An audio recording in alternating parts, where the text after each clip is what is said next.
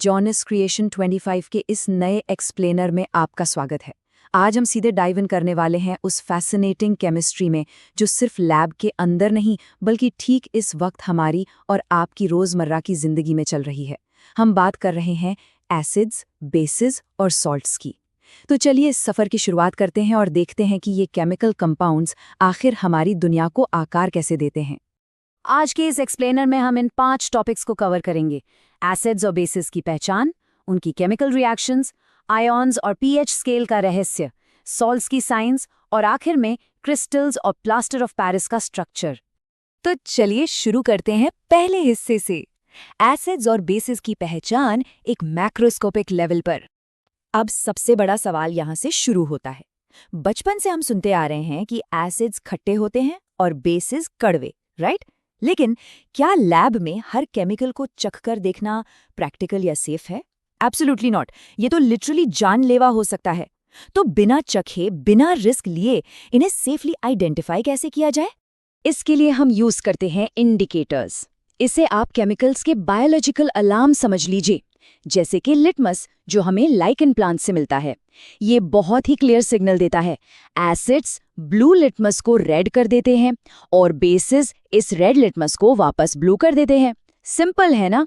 और हाँ, सिर्फ रंग ही नहीं, स्मेल बदलने वाले ऑल्फैक्टरी इंडिकेटर्स भी होते हैं, जैसे प्याज या वनीला।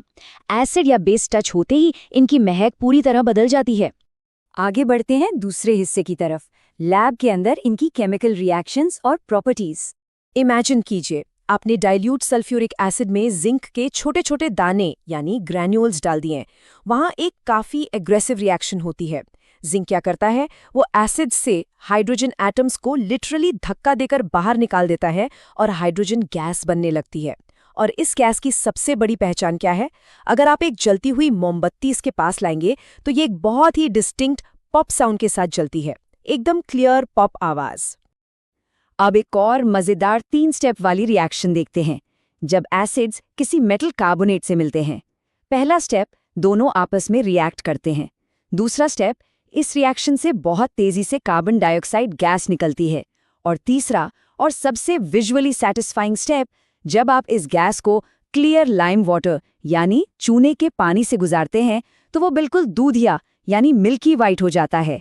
ये कार्बन डाइऑक्साइड की प्रेजेंस का एकदम शॉर्ट प्रूफ है। लेकिन क्या होगा अगर एक एसिड और एक बेस आपस में ही भिड़ जाएं? इस एपिक टक्कर को हम न्यूट्रलाइजेशन कहते हैं। ये दोनों एक दूसरे के इफेक्ट को पूरी तरह से कैंसिल आउट कर देते हैं, बिल्कुल नलिफाई। और जब ये केमिकल जंग खत्म होती है तो आखिर में क्या बचता है? सिर्फ नमक यानी सॉल्ट और पानी। चलिए अब थोड़ा और गहराई में चलते हैं, तीसरे हिस्से में, आयंस और पीएच स्केल का माइक्रोस्कोपिक रहस्य। तो ये पूरा केमिकल ड्रामा आखिर ऑपरेट कैसे हो रहा है? इसका सीक्रेट छिपा है माइक्रोस्कोपिक आयंस में। देखिए, जब एसिड्स पानी में घुलते हैं तो वो अलग होकर हाइड्रोजन आयंस यानी H+ आयंस रिलीज करते हैं। दूसरी तरफ अगर हम बेसिस की बात करें, खास तौर पर पानी में घुलने वाले एल्कलीज की, तो वो हाइड्रोक्साइड आयंस यानी OH- आयंस रिलीज करते हैं। बेसिक लेवल पर यही आयंस इनकी पूरी आइडेंटिटी डिसाइड करते हैं। और यहाँ लैब सेफ्टी का एक ऐसा रोल जो हमेशा, और मेरा मतलब है हमेशा, याद रखना चाहिए।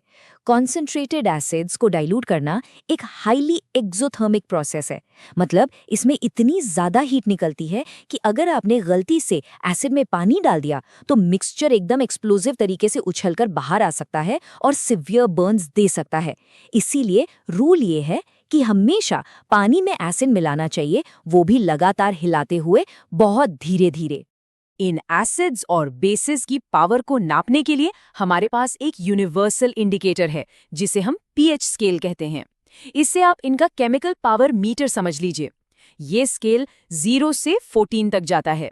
0 का मतलब है हाईली एसिडिक, मतलब H+ आयंस की भरमार। जैसे जैसे आप 7 पर आते हैं चीजें न्यूट्रल हो जाती हैं और 7 से 14 की तरफ बढ़ने पर सब्सटेंस हाईली एल्कलाइन होने लगता है और उसमें OH- आयंस तेजी से बढ़ने लगते हैं। अब इस स्केल पर एक नंबर है 5.5। सुनने में काफी छोटा लगता है, राइट? पर इसका हमारी बॉडी पर काफी बड़ा इम्पैक्ट है। हमारे मुंह का एक नेचुरल पीएच होता है, पर खाना खाने के बाद बैक्टीरिया शुगर को ब्रेक डाउन करके एसिड बनाते हैं और जैसे ही मुंह का pH इस 5.5 के क्रिटिकल मार्क से नीचे ड्रॉप होता है, हमारा टूथ एनामल, जो पूरी बॉडी का सबसे सख्त हिस्सा है, वो भी गलने लगता है। इसे ही हम टूथ डीके कहते हैं। वैसे नेचर भी इन एसिड्स और बेसिस से भरी पड़ी है। सिरके में एसिटिक एसिड होता है, नींबू में सिट्रिक एसिड, जो कि बिल्कुल हार्मलेस हैं। लेकिन नेचर इन्हें एक डिफेंसिव वेपन की तरह भी यूज करती है। कभी किसी चींटी ने काटा है या नेटल लीफ टच की है, वो प्रैक्टिकली हमारी स्किन के अंदर मीथेनॉइक एसिड इंजेक्ट कर देते हैं, जो बेहद दर्द और जलन देता है। एक नेचुरल केमिकल अटैक। आगे बढ़ते हैं चौथे हिस्से की तरफ, द साइंस ऑफ सॉल्ट्स, यानी लवण का विज्ञान। अब आम नमक को ही ले लीजिए। ये सिर्फ खाने का स्वाद नहीं बढ़ाता, बल्कि ये एक काफी इंपॉर्टेंट रॉ मटेरियल है। जब नमक के पानी के सोल्यूशन, जिसे हम ब्राइन कहते हैं, उसमें से इलेक्ट्रिसिटी पास की जाती है, तो एक प्रोसेस ट्रिगर होता है जिसे क्लोर एल्कलाई प्रोसेस कहते हैं। इस प्रोसेस से 3 बहुत ही वैल्यूएबल चीजें बनती हैं: क्लोरीन गैस, हाइड्रोजन गैस और साथ ही सोडियम हाइड्रोक्साइड। ये सभी इंडस्ट्रीज के लिए रियल गेम चेंजर्स हैं।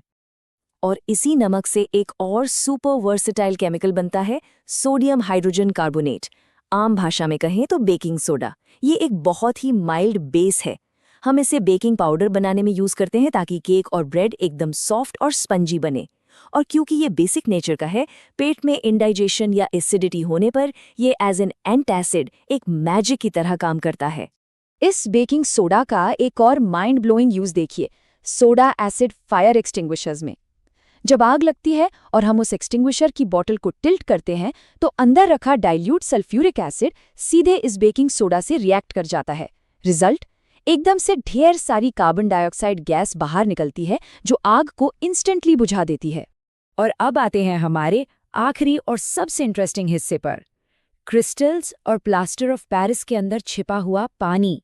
तो अगर आप लैब में ब्राइट ब्लू रंग के कॉपर सल्फेट क्रिस्टल्स को किसी टेस्ट ट्यूब में गर्म करें, तो एक बहुत सरप्राइजिंग चीज होती है।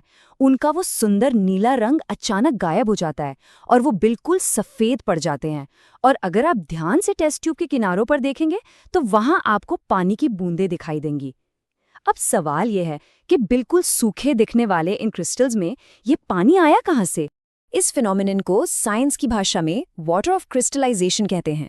इससे ये प्रूव होता है कि जो क्रिस्टल्स हमें बाहर से एकदम ड्राई और सॉलिड लगते हैं, वो एक्चुअली बिल्कुल सूखे नहीं होते। अपनी उस ब्यूटीफुल शेप को बनाए रखने के लिए उन्हें पानी के मॉलिक्यूल्स की एक एग्जैक्ट रेशियो को अपने अंदर ट्रैप करके लॉक करके रखना होता है। जैसे कॉपर सल्फेट के एक मॉलिक्यूल में हमेशा पानी के ठीक 5 मॉलिक्यूल्स लॉक होते हैं। इसका सबसे फेमस एवरीडे एग्जाम्पल है प्लास्टर ऑफ पेरिस। जब जिप्सम नाम के सब्सटेंस को 373 केल्विन पर गर्म किया जाता है, तो वो अपना पानी खोकर प्लास्टर ऑफ पेरिस बन जाता है। ये वही सफ़ेद पाउडर है जिससे डॉक्टर्स टूटी हुई हड्डियों पर लगाते हैं। क्यों? क्योंकि जब आप इसमें दोबारा पानी मिलाते हैं, तो ये वापस से सख्त जिप्सम में बदल जाता है और एक परफेक्ट सॉलिड सपोर्ट बन जाता है। तो चलिए इस एक्सप्लेनर को एक आखिरी सवाल के साथ यही वाइंड अप करते हैं।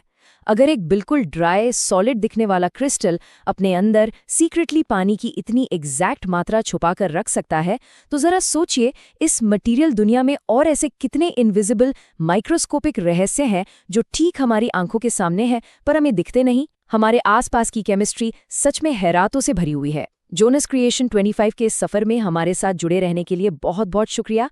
मिलती हैं आपसे अगले एक्सप्लेनर में। Be sure to like this video, share and comment below, and don't forget to subscribe to Jonas Creation 25.